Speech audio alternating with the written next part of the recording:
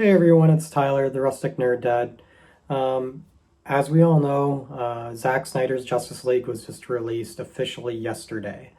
So this is going to be my spoiler-free review. I will be doing another video that will include spoilers, and before I get talking in that one, I will be saying, hey, there is spoilers, so I'll give people a proper warning before I get talking. But anyways, this is the spoiler-free review. So I watched it yesterday, all 4 hours and 11 minutes or whatever it was, all in one shot. Um, Personally, I thought the first just under half was slow.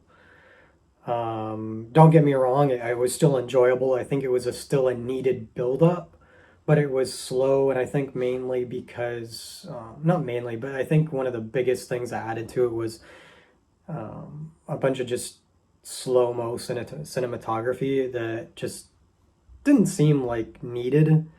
Because I mean, every time you do that, that's a few seconds added every time, and it just kind of dragged that out, and it was something that it didn't really grab me. Like I didn't enjoy that, um, but I mean, like again, I still think the story that was happening, I think, was needed. It helped kind of set the groundwork for what happens later in the movie, which is pretty important. Um, so that being said, yeah, there is some weird cinematography choices that way. The tones, um, I I think the tones in the beginning of the movie were like color tone was uh, almost too faded. But that's just personal opinion. It's not like it super takes away from the movie. It was just something that I happened to notice, and I was kind of like, it's wouldn't have been my choice. But again, it's Zack Snyder's vision, and it still looked great nonetheless. Um, Aspect ratio, totally understandable, and it didn't bother me. I don't understand why people are complaining. Like I get if you're watching it on like a smaller monitor or something, but it's not really meant to be watched on a smaller monitor or like your phone. It's meant to be watched on like a decent, like in a theater or decent sized screen. Heck, its original format was supposed to be in like IMAX. So, in all honesty, you do get to see more, and you can Google to see the explanation as to why it's set up that way and what all that means. So, um, you know, I enjoyed it. So the second half was just, yeah, like it was awesome. I was glad that there was no longer the camp, like wannabe campy, just really forced humor. None of that was in there.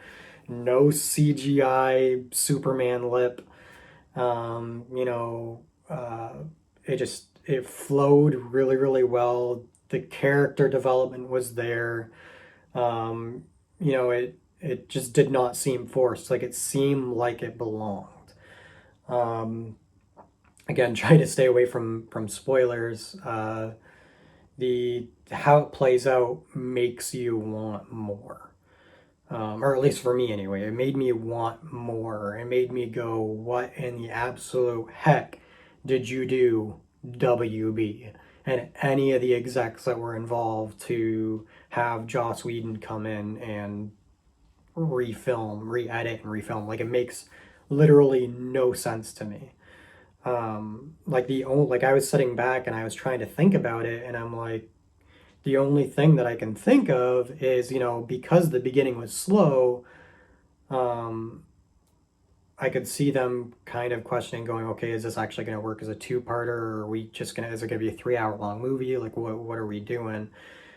But to re-edit and change the absolute tone and like the character structure and take away character structure that they did for the release way back when just completely boggles my mind why they would make such a silly decision. They had already invested in Zack Snyder, and he had a vision, and here we're thankfully we get to see it now, in all its awesomeness. Like again, there's things in it that I could nitpick, but I'm impressed. I enjoyed it.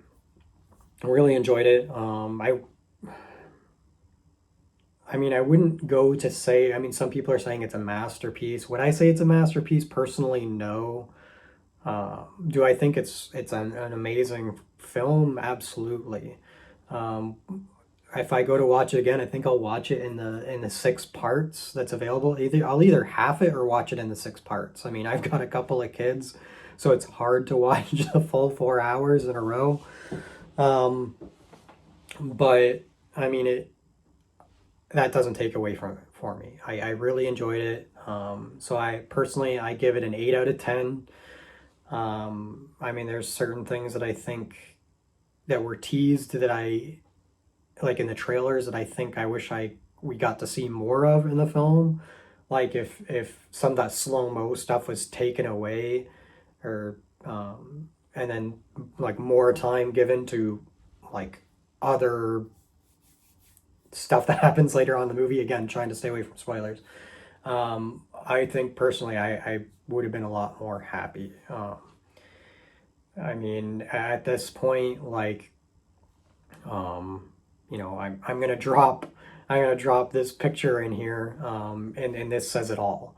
Uh, yeah, I mean, I have the Joss Whedon version like digitally. Honestly, don't think I'll ever watch it again.